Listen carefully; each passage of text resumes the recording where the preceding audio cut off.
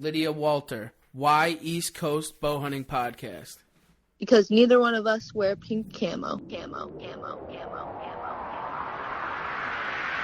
Coast Bowhunting Podcast. 4, 3, 2, 1. Look, man, I'm from Wisconsin. I listen to the East Coast Bowhunters because you don't get anything more real than these guys. Because East Coast Bowhunting sets the standards for keeping its listeners informed on everything that matters in the hunting industry. It's nice having somebody, local and represent the East Coast boys. The East Coast is going to saddle up. Number one source for slaying whitetails on the East Coast. Well, you might see Jesus if you actually do something, it'll get you into heaven. Why East Coast? Why not? I'm East Coast, baby. That's how we roll. Chew on that. Come on the show, a stranger, and you feel like one of the boys when you leave. Because I get my hunting camp anytime I want. There's some absolute monsters roaming the East Coast, and I think it needs a little attention, so why not bring it to the East Coast Bowhunters Podcast? Man, because East Coast is a tight-knit crew, and y'all like me. Raw, real, no bullshit. Because you guys are hometown boys. I love you guys. East Coast Bowhunting Podcast.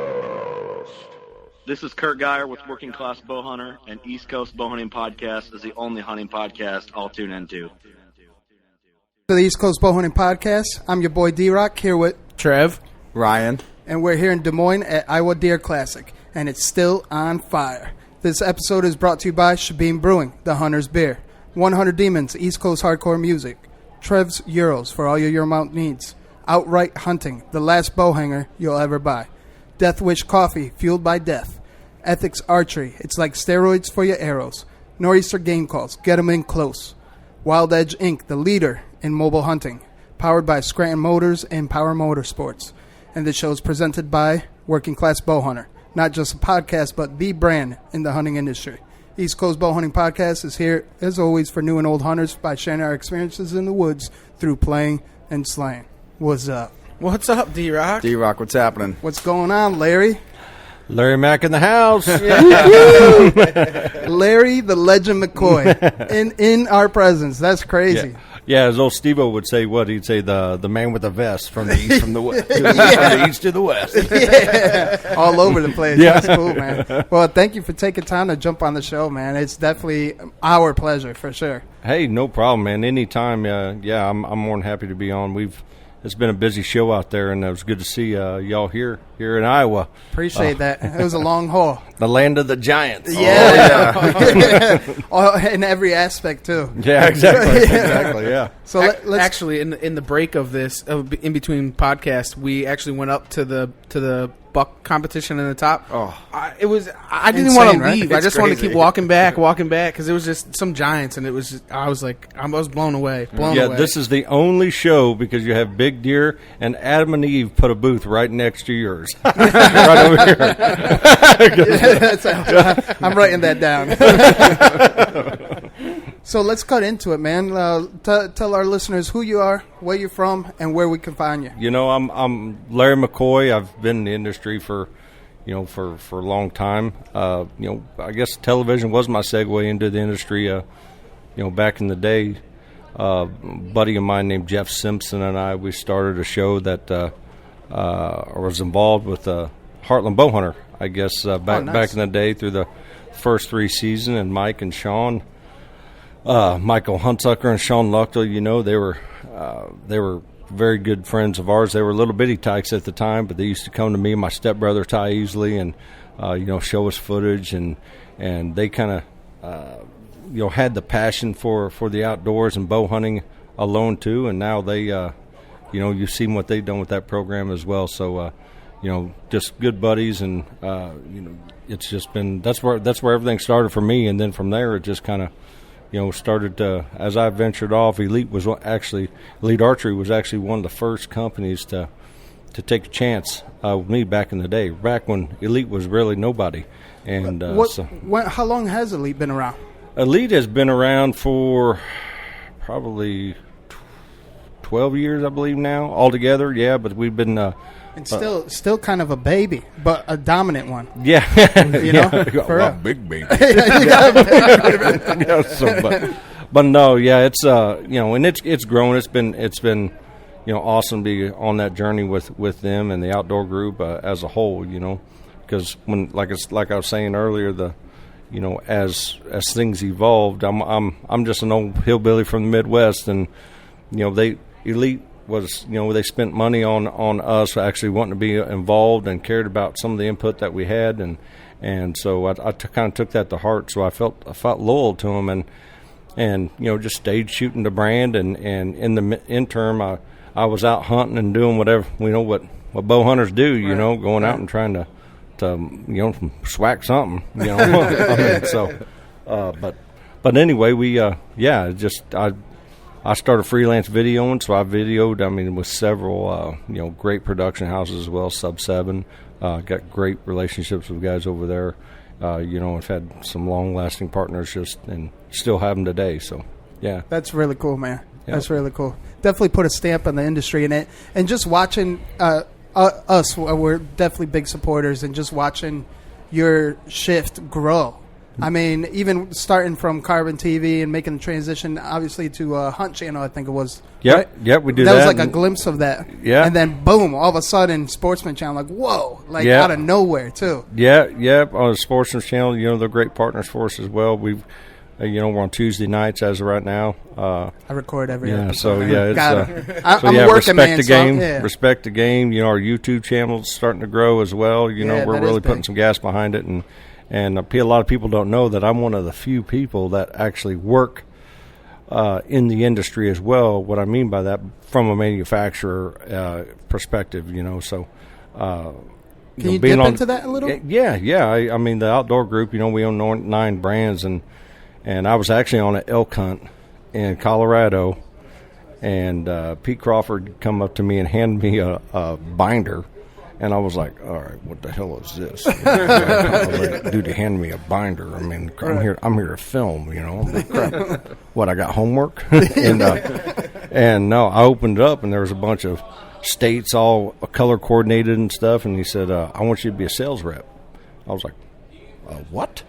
And I was like, dude, I just shoot bows and kill stuff. And I was like, okay, yeah, I'll try.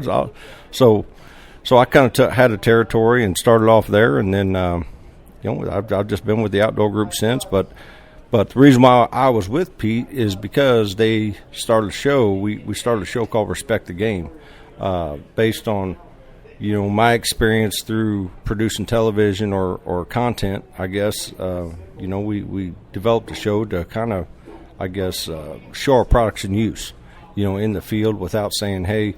Going out and getting, 30 different TV shows, right. Why not do our own? We all love to bow hunt, so we might as well do it. And I filmed, dang near half my life, so right. Let's do it. That's smart. So that's what we did, and it just started to grow and elevate, and now we're going on our 8th season of Respect the Game, and here we are, man. We're just a bunch of good old boys that like to hunt, and have fun doing it. So heck yeah. And that's where we come into play. Just exploit that and spread the knowledge, spread the awareness, cracking bears and talking deers. Oh, that's right, man. Exactly. That's heck yeah.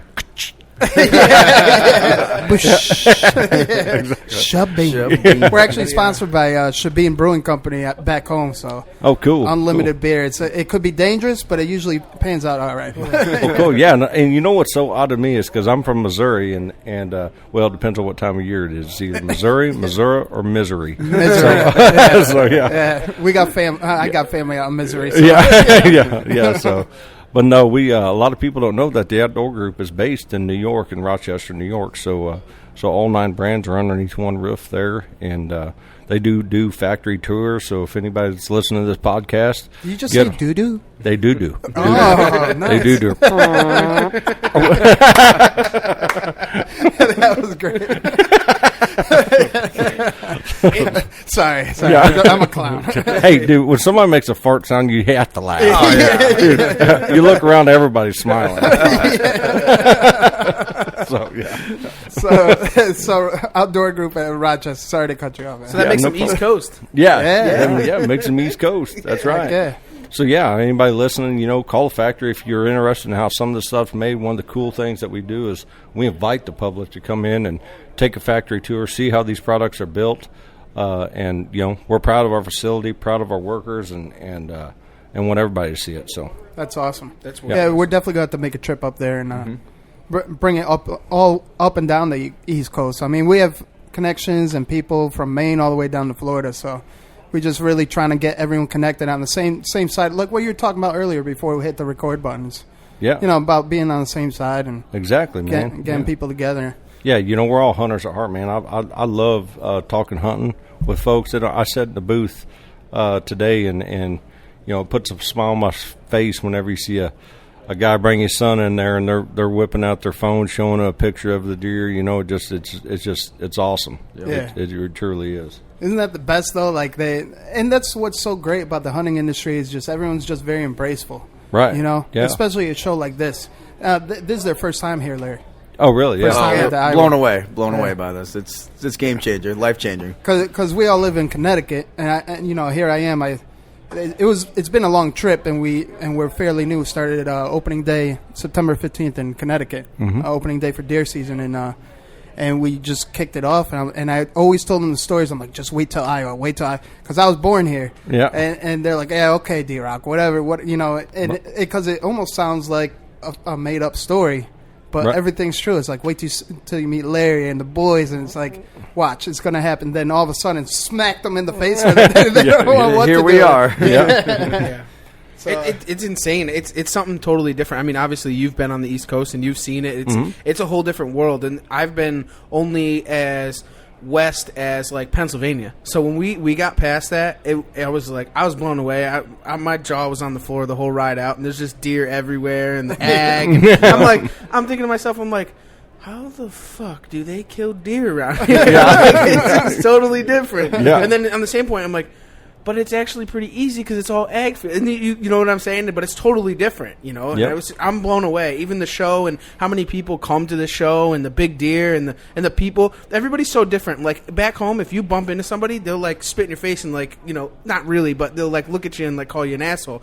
Out here, they're like, "Oh, sorry, sir." Everyone's so very nice. Polite. Very polite out here. Very what an amazing place out here, honestly. Yeah. For sure. But the thing is we talk about big deer, and everybody's definition of a big deer can be different, And the thing is and one thing that I personally, like to see is when somebody comes up and they show me a deer. That deer is the biggest deer they've ever shot in their life. And whether I've killed one bigger or not, it doesn't matter. Hunt for yourselves. Whatever makes you happy. You should be the first son of a bitch to go up and high five that guy, man. Hell yeah. And, because if he has a kid, you want him to be hunting. If you want, whatever the case may be, it's no different than hunting out. Whatever style you choose to hunt. If you're a guy that's spotting stalks, if you're a guy that baits or hunts over a food plot, you know what? If it's legal, do it. Who gives a crap? Just get out there and do it. Enjoy doing it. So. For sure. So yeah, man, high five the next guy when he shows you a picture of his deer with a smile on his face. I give him a high five and tell him, man, sweet job, bro. Yeah, without a doubt, man. So what got you in the woods when you were young? Take us back to the beginning, if you will. Beginning. All right. Well, all right. I'll probably blow you East Coasters away with this. Yeah, let's hear it. Hell yeah. I'm curious.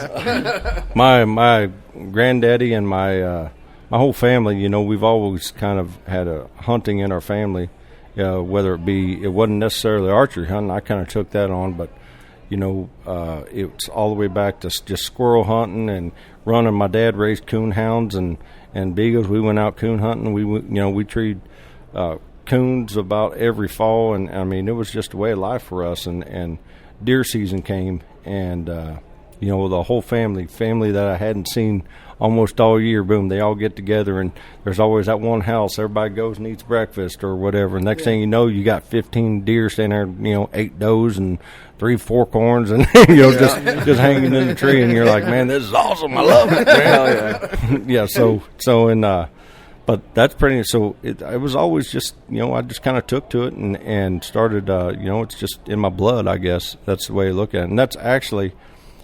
Going back to Elite in the Outdoor Group and the Ritual, this new Ritual line of bows that we have, the name of that bow and that line of bows was kind of spooled up and thought from that right there. From family. Yeah, I'm not saying from my story, but just all the way around, because as I talk to people all over this place, all over the country, you know, where I've been hunting for the show or whatever, I love to hear what got them started in the hunting and all that. And the most common thing was it brought the families together, their friends together, their neighbors together, and all that. So there was a ritual there that they created that a lot of people take for granted, and so the name of that whole series was spooled just upon that tradition and that hashtag honor the ritual.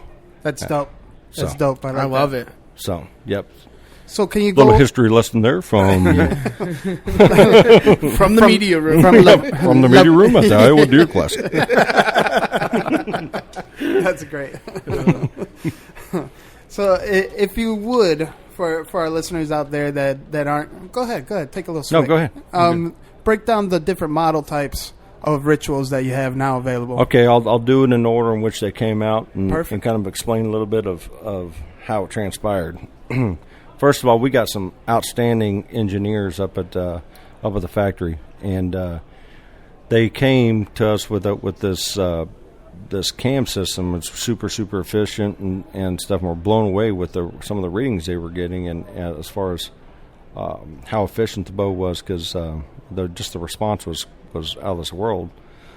So they built up some protos, and we were shooting them, and where I was like, my gosh, this thing shoots really good. And this was the Ritual 33, and so we went forward with that, launched it, did really, really well, and of course through social media and the public, they're like, man, I really, really like the Ritual. The bow shoots it phenomenal. I'd like to see one in a shorter platform. I'd like to, man, if Elite made a bow in a 30-inch platform, boy, I'd be all over that. Yeah. Philip Vanderpool, he's only like 4'2". So, I mean, it's like, I know if they make one 30 inches, I probably could draw one back. They'd probably make one my draw length. and smack that sad daddy. Yeah, exactly.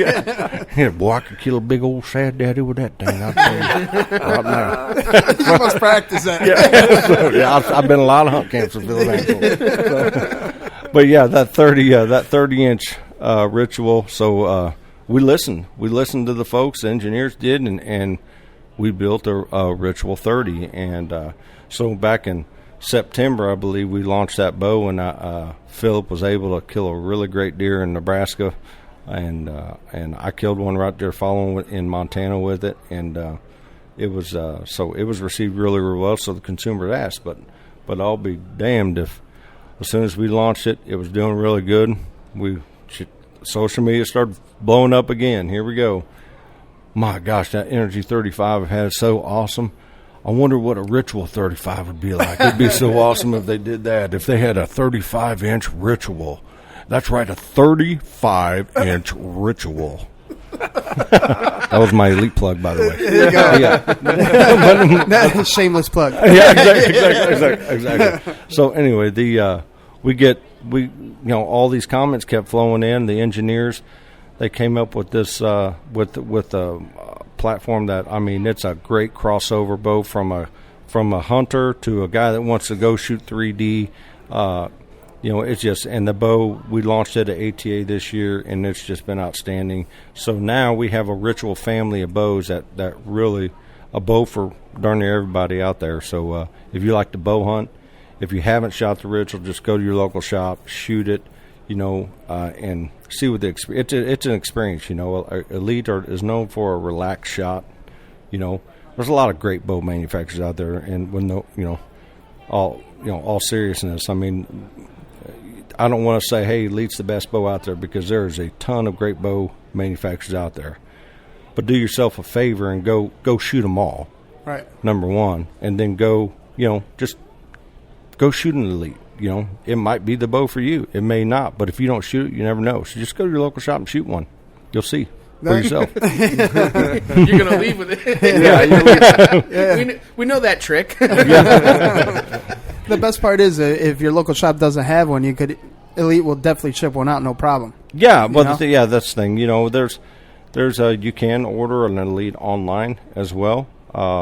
And it's a great process that we came up with. It's a creative process, actually, because we weren't doing it to to actually go direct to the people and cut the dealer out, because the dealer is still involved, because before you check out, you pick a dealer to ship it to. Right. And that dealer does get credit for that sale through all of TOG products as well. So nice. So it just works out great, it does. So now the consumer has and along with that, Elite will finance that bow for you.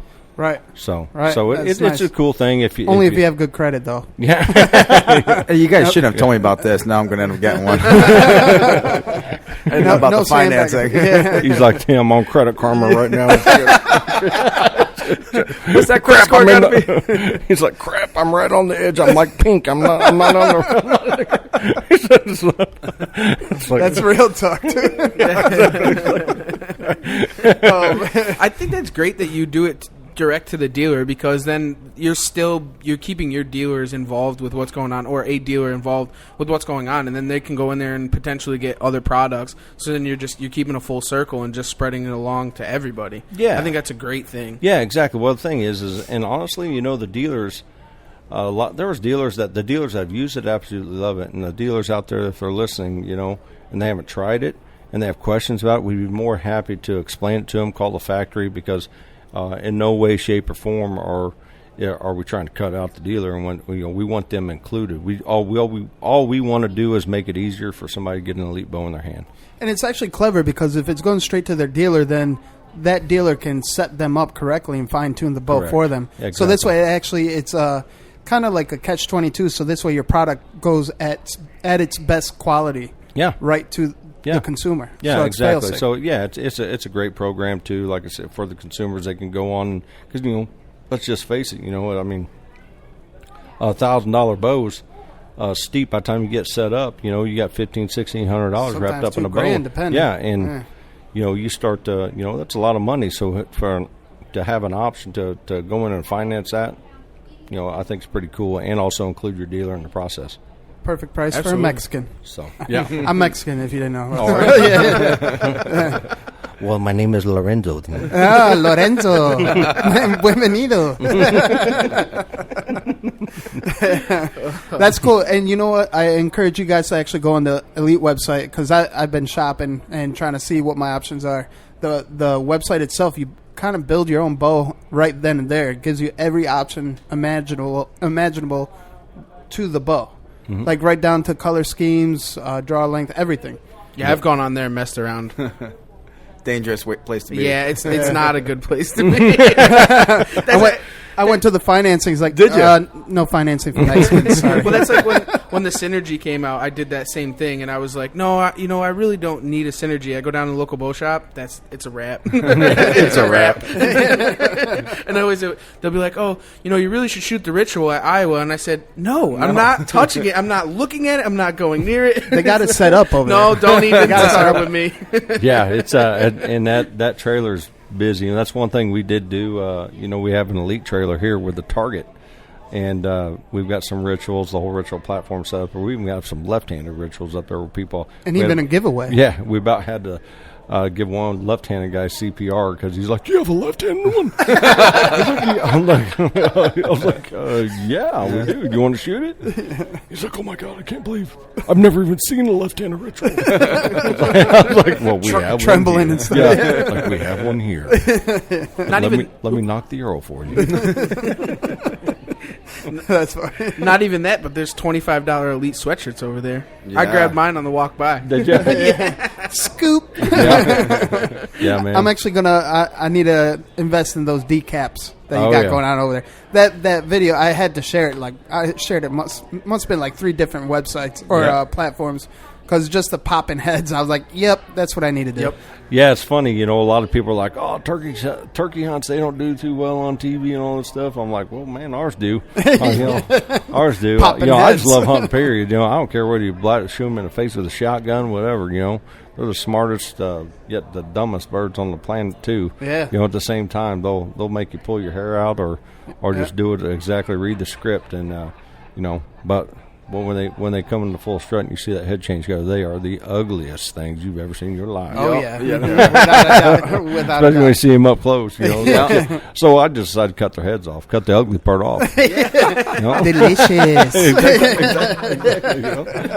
So yeah, solid broadheads. They have that decap broadhead, and on the Respect the Game show, we do a lot of decapping and getting the birds up close and trying to cut their heads off, and we've been pretty successful at it. So heck yeah, that's probably the best videos ever too. Yeah, you can see them on our Respect the Game Facebook or Instagram pages. Or we usually post quite a few of them up and get some good response out of them for sure. You ever get any bad feedback? Oh yeah, from Facebook, man. Yeah, well, yeah, Facebook warriors. Oh my gosh, I see air between his neck and his head. Oh, we gotta ban it. Banned. Yeah, exactly. Oh, that's a constant battle, but that's a different podcast. Yeah, for sure. Without a doubt, I didn't want to go there. Yeah. Don't get us going on liberals. Yeah. And you know what? That's something that we do because we're mainly educational platform. And we try to get like new hunters in and people that got away from it, older hunters that got away from whatever life hit them in the face. Try to get them back in the woods again. Man. And that being said, we definitely try to share everything to the point that it just brings them back in. Yep. I don't really know where I was going with that for a second there, but it's awesome. You know, I'll tell you, and you know, it's very, very important to me. Our veterans, kids, getting all that stuff is very, very important to our industry thriving, our passion, you know, thriving of hunting and all that. You know, the way the world is today, you just never know. The more people we can, you know, power by numbers, you know, we can get people involved and included into the great sport of, you know, bow hunting or fishing, whatever, anything outdoors, you know.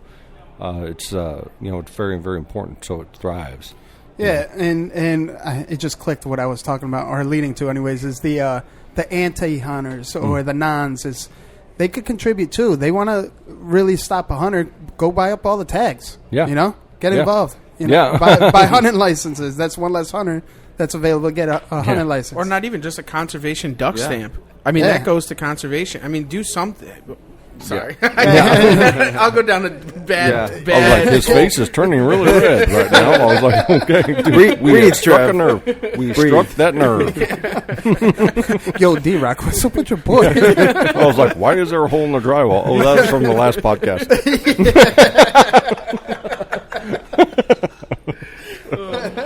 Oh man, that's cool. But no, it is very, very important. Philip Vanderpool, I'll tell you, you know, I've got the utmost respect for him because he, you know, taking veterans out, disabled, you know, children or you know, just folks in general. It doesn't matter. I mean, he donates a lot of his time. He goes out and makes sure they're successful, which is you know, definitely honorable. And I've just gained the utmost respect for him. Just because I just see it time and time again, just the way he talks to people and some of those folks out there, when you see him come to the booth, you know, they just gravitate to Philip and he, you know, it's like he's setting up hunts right now with him, I promise you. So, so yeah, man, he's got all my respect. That's for darn sure. Respect for the game. That's right, bro. Yeah. So I have to ask, what's up with your boy TJ, man? Oh, TJ, let's start. Where do we start with TJ? Wherever, TJ actually, Unger. Go ahead. Take a I'm sip, gonna man. take a sip here. Yeah. What that whistle? Mm-hmm.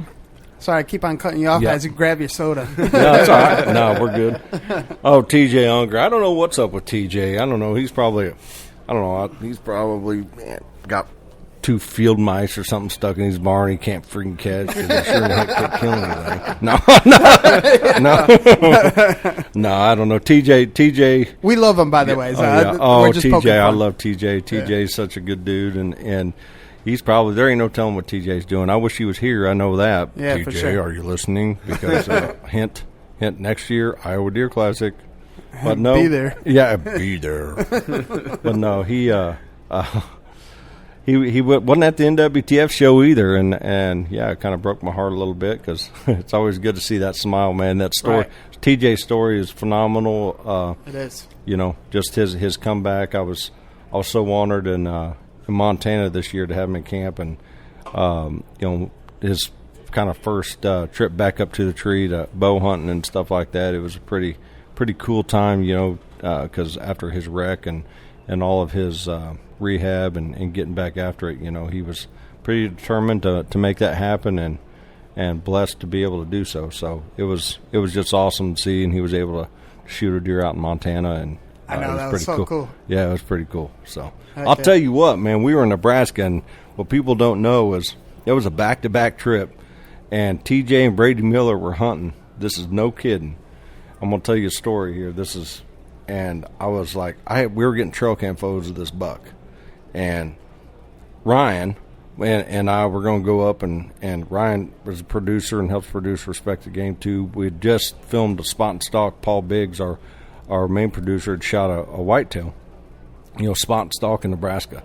So I was like, all right, well, finally I'm up to bat, you know, and TJ and Brady had been out trying to spot and stalk mule deer. So they park at, I mean, the farm that they parked at was like, I mean, it's huge, just a huge farm. So they parked their truck and start in the morning, and we go to this, you know, to the stand that I've been getting this picture of these bucks crossing through this gate hole.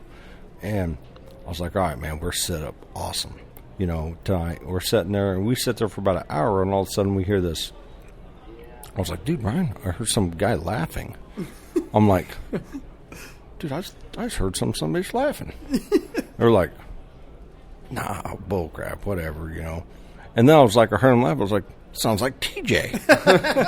And I was like, it sounds like TJ. He's like, what? And then Ryan heard, he's like, dude, that sounds like TJ. I'm like, nah, no kidding. So it was so funny because we're sitting there, and I texted him. I was like, where are you guys at? He's like, I don't know, but Brady just shot a buck. Brady just shot a buck. He's all pumped up, you know, behind the lens. I was like, did he really? I was like, dude, where are you at, though? And he's like, I have no freaking clue. He's like, I have no clue. Well, they ended up walking like 9 miles. Jesus. Yeah, around. And they were through this. This is one continuous section that they have out there, but they ended up way over on the other side of this, and they ended up shooting this buck that was bedded. You probably saw it on Virtue and Respect the Game. Oh, yeah. There, and I literally... He was getting busy that day. I was like, do you have a telephone pole around you? Because I could see a telephone pole right over about 200 yards in the distance. And he's like, yeah, man, I'm standing right underneath the power line. I'm right by the telephone pole. And I was like, okay, just walk to your left. I look over there, and I was like, oh, shit. There they are right there. So, yeah, you know, my hunt that I was like, oh, we're going. Oh yeah, no. Instead, they're over there right in the hunting hole, right in the bedding area, right over a dead buck. Yeah, so I'm like, are you kidding me? So yeah. Oh, but the funniest part is this: while we're on the phone and he's talking to me, he goes, hoot like an owl, and TJ's like, hoo, hoo, hoo, hoo, hoo. I'm like, and he's like, dude, that really sucked. I'm like, yeah, it done. He goes, you hoot. And I go, ooh, ooh, ooh, ooh. He goes, holy shit, that sounds like an owl.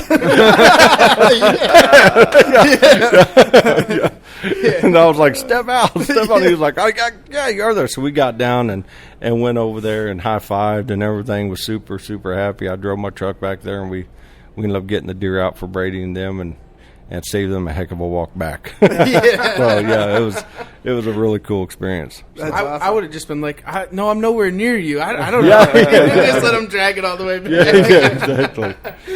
I see why you cool. and Philip are dangerous, though. You with the owl hoot and him with the gobble. Yeah. The spring birds. Oh, they're all set. Yeah. I see where that's going. That's how you know the lynch mob calls are working or not. Yeah, exactly. But we got to test it, compare it. Yeah, that's exactly right. And I'll tell you, out there right now, that booth, the lynch mob, elite, and dual game calls, we've got. It's a deadly booth. Oh, you ain't kidding. It is. From left to right, too. Yeah, it is. It's a stacked. I mean, we've got a pretty hefty crowd out there. Shit, the only thing you're really missing is arrows, I want to say. Yeah. You got everything else. Yeah, pretty much. Releases, everything. Yeah, we got. I mean, you can see everything from broadhead. We have the solid DCaps over there. It's been a hit for sure. People are like, "Holy cow!" I was like, "No, that does not go on your trolling motor." It's that big, though. Yeah. Forget a guillotine. You need the DCaps. Oh, you know? Yeah, I'm going to have to check those out because that's where I'm going. That's down where we're that heading route, after so. this. Well, I'm just heading into the decap route because that's it's the fascination of it ever since I've been a kid, and it's just that's what I want to do this season is just focus on that because I mean the gun is fun and it definitely is a great time. The crossbow's great, the bow is awesome, but cutting heads off of turkeys, like you said, get rid of the ugly part. Yeah, exactly. Yeah. You know, the thing is really it's really a matter of commitment because of as far as people wanting to start to shoot one of those big heads like that and try to cut their heads off. It's just a level of commitment. Anybody can do it. It's just a matter of committing to, hey, this is how I want to do it this year, because it's so easy to say, man, if that bird hangs up at 40, I'll just shoot him. I'll just shoot him with a shotgun. Right. Yeah, exactly. Which is and that's fine too. That's 100% fine. If that's what makes you happy, hey, like I said, I'll be the first guy walking and high five you. But if you decide, hey, that's what you want to do, you can watch Respect the Game and see how we do it or whatever, and send us a message on Facebook. We'd be more happy to help you out, or if you have any questions about it, then as far as arrow setup and any of that, or turkey setup, or how you set up to do it, we'd be more than happy to help. So what's the range? That's awesome, by the way, because there's a lot of companies and people out there that you have to like pull teeth to get an answer or even just a response or reaction. But on the DCaps, what's the range on that, you think? It just depends on how comfortable you are. I like to get them as close as I can. Well, yeah. But I mean, obviously inside 20 yards in the end, I'm totally comfortable with. Nice. And as far as sighting them in and all that stuff, I mean, just because it's that's that way ethically you're pretty sound within that range, because you're using a heavier head, you're using a different arrow, you're using so it's just how many grains is that? 200 grain arrow broadhead. Yeah. Wow. Yeah. Well, a lot of the other competitors in that space with the big broadheads, they try to maintain that grain weight, and some of them are not saying that they won't work or anything like that, because they've been proven to do so. Heck, I've used them before I was using the solid, but I like the heaviness of the 200 grain with a stiff spine arrow, and I'll use usually a 4-inch feather or a 4-inch vein is what I'll try to use on them for sure. Just make sure that your arrow's sticking out past your riser there, because for the obvious reason. Yeah, just cutting your fingers off. Yeah, so you don't cut your fingers off, and also so you're not the arrow's not, your broadhead's not hitting the riser as you're drawing back. So, but it's once you have that combination, consistency's everything. Just like anything in archery, archery's a game of repetition, is what I say. If you can repeat the same process over and over again, you're probably going to be a good shot. But you humans are a creature of habit, and I'm really good at forming bad ones. So just trying to do the same thing over and over again, and it's no different when shooting them DCaps. If you got the broadhead oriented one way, make sure that you're doing that the same way every single time. Okay, and, that's solid advice. Yeah. So when you're, I mean, just kind of get a little technical. When you're trying to sight those in, what would you recommend as far as like a target or something, or the steps or procedures that you would go? Pillow. Okay. Just go get an old pillow. I hang it up, or I put it up against an empty box. Something along those, there. I usually hang it from a tree limb or something, or my old target stand or something, and I'll just, put a dot on there, and I'll shoot it from. Usually, I try to sight in about 15 yards, and I'm good from anywhere from like 5 to 20, and so and a lot of people think to aim like at the middle of their neck and so on and so forth, and I did that too. Not saying you're not going to kill them, because you're going to kill the heck out of them, but if you want clean DCaps, a lot of times what I'll do is I'll aim right underneath that jawbone on their neck, pretty much. And the reason why I do that is because it does give you a little leeway, because you do have a 4-inch cutting diameter, and you tend to want to see it happen. Meaning, when you shoot, you're going to look, you're going to drop your bow arm a little bit, and try to look over to see it happen, versus just following through and watching your arrow fly and staring at where you want to hit. So what I've done is I've got to where I had a bad habit of wanting to see it. I was like, I got to see it fly up in here. I got to see it. And so I was dropping my bow arm a little bit, and so I started aiming there. So then whenever I hit, I would hit, if I was an inch or two low or whatever at that range, gonzo. Still gone. Yeah, exactly. Exactly. They're dead. Yep. It's so amazing. You'll see them just hit the ground. Then they won't move in about 10, probably give it about 4 or 5 seconds, and then they start flopping. Flopping and dropping. Can't stop and flop. That's right. Yeah, it's not stop, drop, and roll. It's pop, drop, and flop. Yeah, that's right. Exactly. Drop and flop it. There you go. Giving all this good advice, you made it to the ninja tip of the day. Oh, dude, I thought Chuck Norris was coming. He's right there. Like, holy cow.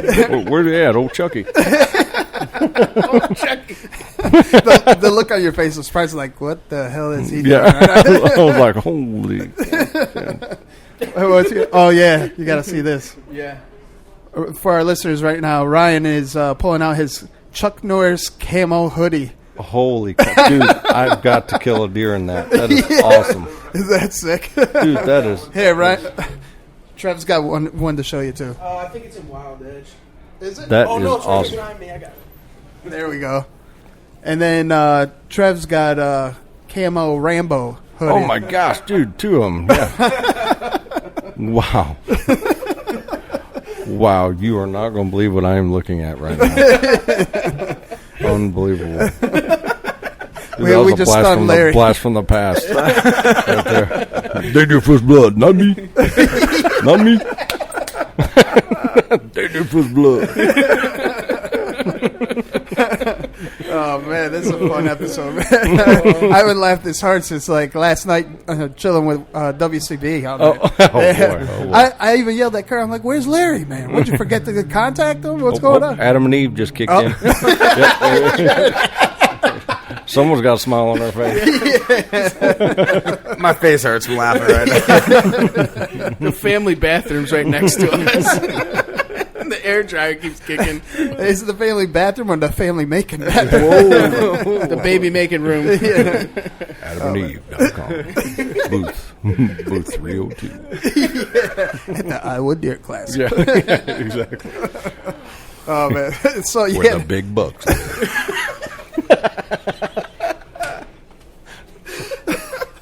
I can't breathe right now. I'm crying, like literally crying. Phil had me crying from like being touched in the heart. He like had me crying, just laughing my ass off. Phil had me over here in chills. I was like, tears coming to my eyes. I was like, we're talking about the real tradition of hunting and where it comes from, and it was just hitting so much home. And now this interview, I can't stop crying because I'm laughing so damn much. One spectrum to the other. I guess. I see That's why we get along so well. I was just gonna say that. I was just gonna say that. That's probably. I couldn't imagine being in deer camp. One of them. I just couldn't imagine. I'll bring my diapers. The depends. This way I can just piss my pants. All right. Actually, I said that to the working class boys when they were in camp. I said, "Dude, we're gonna have a big old depends night." I said, Eric, I bet you win. I bet you win. I bet you're that poor sucker that's going to sit there through it all and to be like, all right, man, I'm just going to screw it. I'm winning this contest. I'm just going to sit here.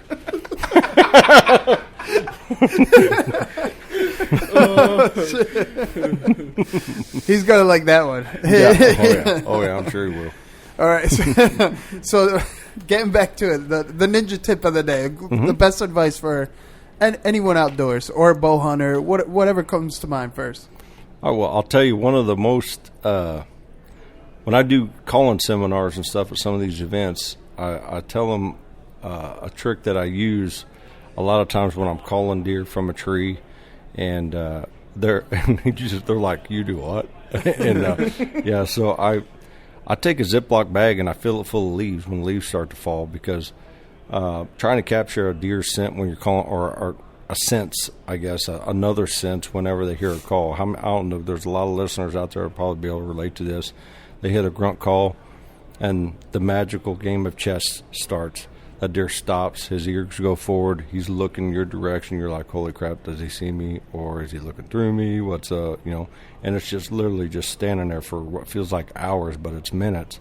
And you're trying to decide, what do I need to do next, So what I started to do was I would take a Ziploc bag and I'd fill it full of leaves. And I'd put it in my pack. So when in conjunction with that grunt call, I'd give them a grunt. Get their attention. When I see their head start to turn to kind of get back to what they were doing, either they're going to commit. If they don't commit, they're going to usually look, and then they're going to turn back, and then I start to squeeze that bag of leaves, and it'll just go, and I'll smack it up against the tree real soft. Oh, that's smart. And then I'll,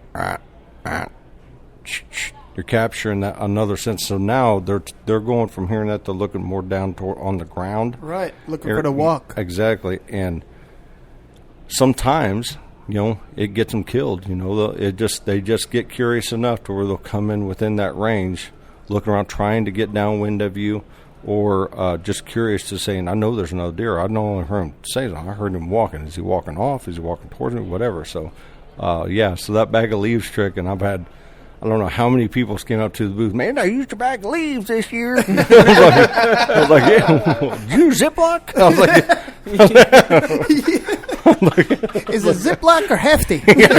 Which one? Yeah, shameless plug. Yeah, exactly. I will send you a media kit, Ziploc, if you're listening. But yeah, the Ziploc. Watch, we're going to see that lynch mob calls. It's going to be a bag of leaves in a Ziploc. Yeah, exactly. Yeah. No, but show seriously, discount $5. Yeah. I mean, like I said, I'm an old hillbilly from Missouri, and trying to win the game, I guess. And when you're calling an animal, the more real you can be, the better off the better outcome you're going to have. So yeah, that would probably be my ninja tip when it comes. And I call a lot of deer every year. Philip Vanderpool, and he's big on calling deer and as well. And I've learned a lot from him as well. And it's just when I started using that bag of leaves, I started seeing a lot more positive results. I mean, I would always get their attention, and you may be able to call them into that 40, 50-yard mark, but don't be afraid to, you have that behind your back, and just smack that tree, just tap at the tree with it, and you'd be amazing how real it sounds. That's crazy. That's really, I would never even thought of that. That's a heck of a ninja tip. I'm gonna have 25 hefty bags. Yeah. Oh dang, there's a whole herd over there. Yeah, exactly. Do that at rut time, bucks come flocking in. The does are here, Jimmy. Yeah. The whole herd. You'll have them big old yellow trash bags full of leaves. He's like, man, I can't wait till the Boy Scouts come around again and start selling them things. Big jack-o'-lantern looking ones.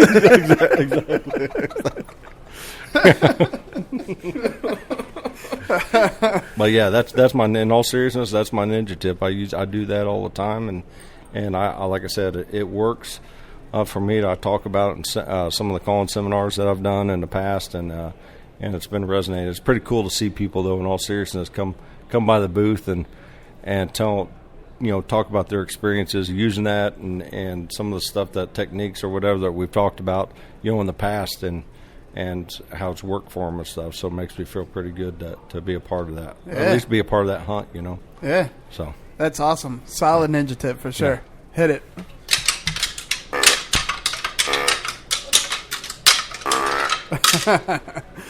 So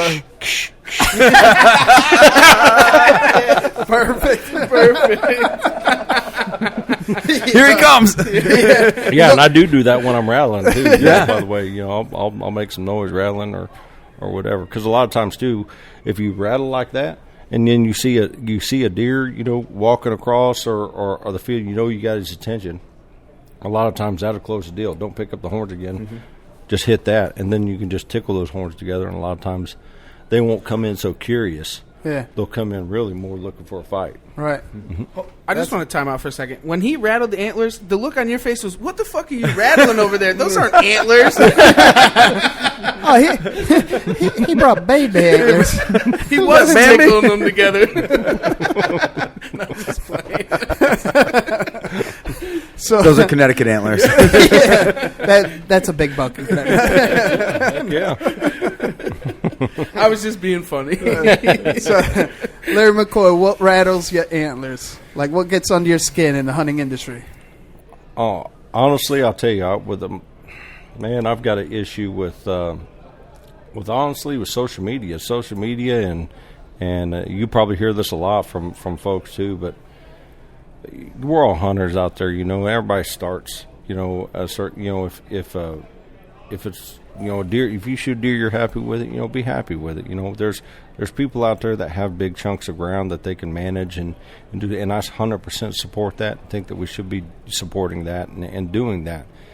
But the blue collar guy out there working, he doesn't have those capabilities. He goes out on his time, his time off, and gives it a go. And we should also respect that and make sure that they're capable of having a good hunt as well. So if they go out there and they shoot a buck that they're happy with, or a doe that they're happy with, show them some love on Facebook. Don't tell them, "Oh, what the hell did you shoot that deer for?" You don't know that guy's story. Right. You don't know that guy's story. You should be happy. He was able to provide food for his family, or he was happy with what he got. So you need to show him some love. That's what the industry needs.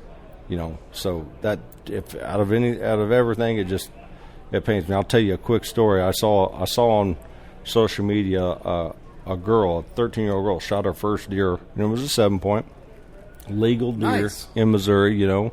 And the first 4 comments are on there was, "You should have gave that deer 2 more years. You should have gave," and yeah, exactly. Every one of you rolled your eyes right, and that's exactly what I did. So, get on there, congratulate her. That's what's going to get her out there doing it again. We need kids and youth and parents out there showing them, if they don't have people that are into hunting but they're interested in it, there's places you can call or go to learn about it, to figure out ways where you can.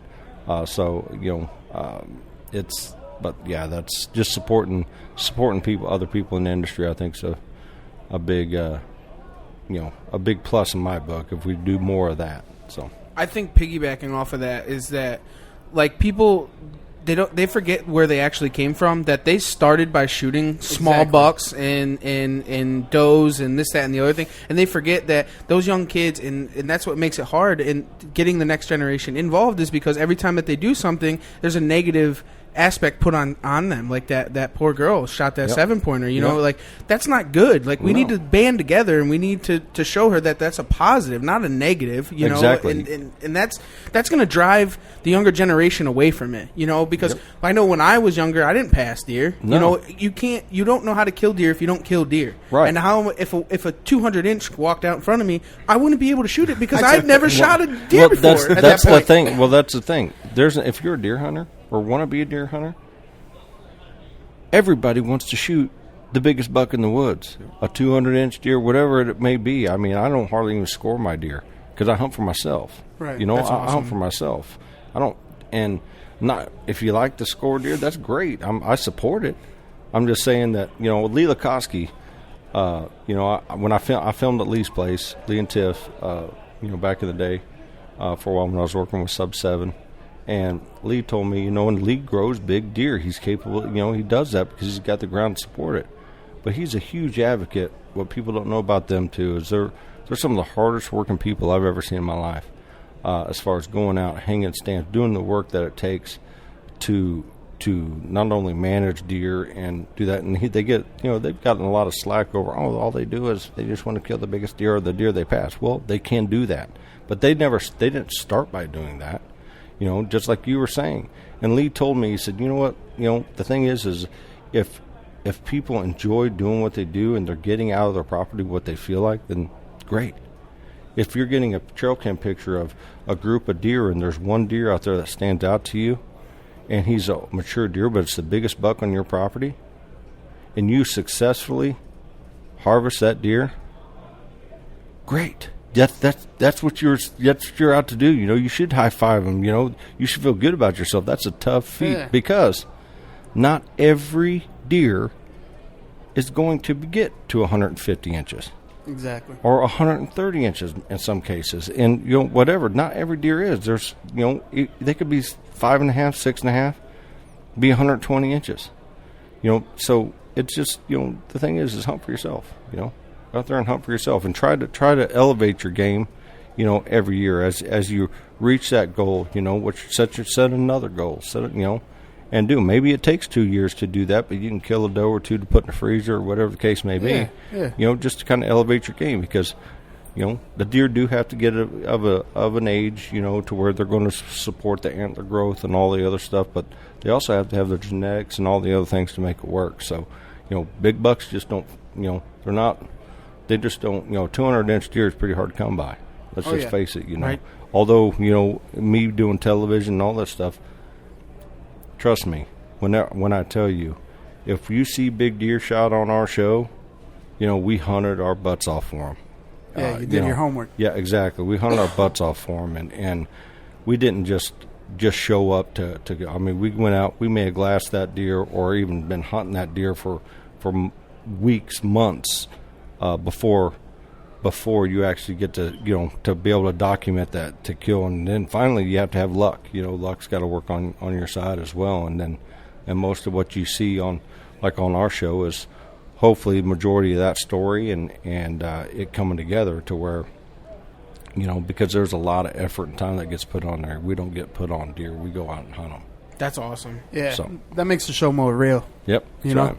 And that's what we're all about. Just I know it's cliche, but we try to keep it real. Yeah, that's right. We're ourselves, and we don't claim to be the best hunters, and we don't shoot big deer all the time. But keeping it real on the show, that's why I respect the game. That's right. And you have fun doing it, man. Hell yeah. That's it. I had a question, actually. With that picture on social media that Respect the Game put out, it was kind of like a comical question. It had a photo of you and Paul Biggs on top of a hillside. It captioned this picture. Oh, it was me with the swing and a tripod, right? Yeah. That was pretty classic, wasn't it? That was. What was going on there? Oh, we were there and we were glassing mule deer and weren't really. I mean, we'd seen a few does like 600 yards away or whatever, and we were just getting ready to stand up and move, and Ryan was just snapping photos, and I looked over and saw he had the camera, and Paul was getting up, turned around, and I just acted like I was swinging that thing, and he just happened to catch that shot right there. Nice. So yeah, just keep it alive and fun. We're all buddies, out there having a good time. So it sounds like a good time, man. Yeah. How was the Nebraska trip with Dougie and Eric? Oh my gosh. It was so fun. It was an awesome time. I mean, camp was awesome. We recorded some podcasts out there as well, and the hunting was great. They got to shoot their first mule deer and poking fun at Eric. Oh yeah, it was fun. Pork chops.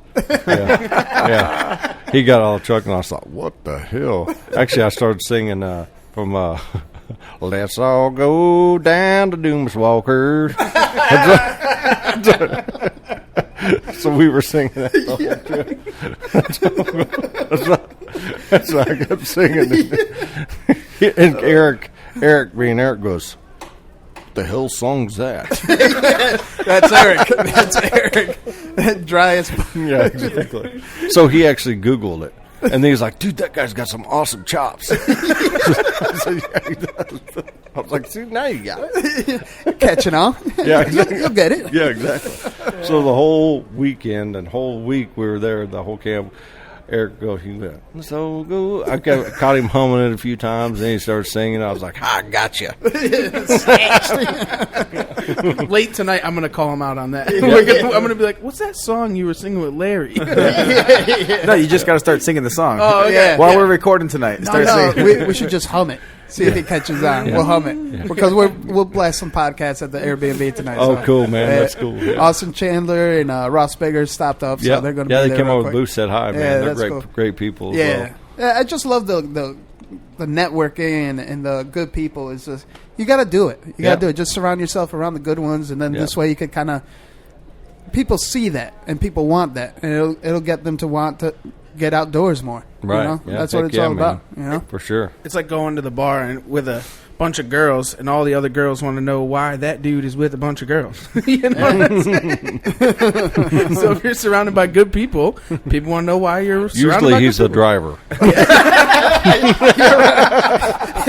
I'm just throwing that out there. I'm just because why why all those hot chicks with that one guy? You hit it. He's safe. He's not going to slip them anything. He's going to drive them home. Yeah, he's actually a good guy. Oh man, this has been awesome episode, man. We can't thank you enough for coming on, man. It's been surreal, but at the same time, I feel like, well, obviously we met, and we keep on running into each other, but it just feels like we've been buds forever. And I think I could speak for them on saying the same. You made my cheeks hurt. Oh yeah, my cheeks hurt. Thank you. My whole face hurts. Thanks for having me on, man. It's always fun to do this. To do these, and I love, like I said, I love sitting around talking hunting, and what not a better place to do it than right here in Iowa at the Iowa Deer Classic. Yeah, heck yeah. So let's end it on a positive note. Trev, what you got? Some positive is that just being in Iowa and just the great faces of meeting everybody and being in front of Larry McCoy is just an awesome thing, especially being an elite shooter. It's just an awesome thing, and the laughs. I mean, this is awesome. The laughing is just probably the most laughs I've ever had in a podcast alone, and I can't thank you enough for sitting here and spending an hour with us. It's definitely it's moving. Thank you. Awesome. Yeah. Cool. No, man, my pleasure. Ryan, what you got? Of course, I want to give my thanks to Larry being on the show, gracing us with his presence. But I want to encourage all of our listeners out there, new, old hunters, whatever it may be, think outside the box. Do something new for this year, whether it's financing that Ritual 35, which I may end up doing, grabbing that Ziploc bag, filling it full of leaves, adding that to your arsenal, or even checking out the Wild Edge steps and trying out a new ladder system. Do something new this year, change it up, and make that really happen for you. Cool. Good one. Larry, what you got? Something positive. Being here right here, being in Iowa right now, being able to, talk hunting with folks, smile and listen to what people have to say if I can help in any way, and learn from people too. I've learned so much from some of the visitors come by my booth here and listening to their deer stories, how they have their food plot set up, and all that stuff. And because let me tell you, there's never quit learning. Never quit learning. That's how you're going to get better. It's going to strive you to be successful. Use them Ziploc bags. That's right, quart size. Quart size. I forgot to mention. Quart size. See? Okay. Quart size. See, elaborate on the ninja tip. That's right. It's been fun. On that note, stay stepping and stay slaying.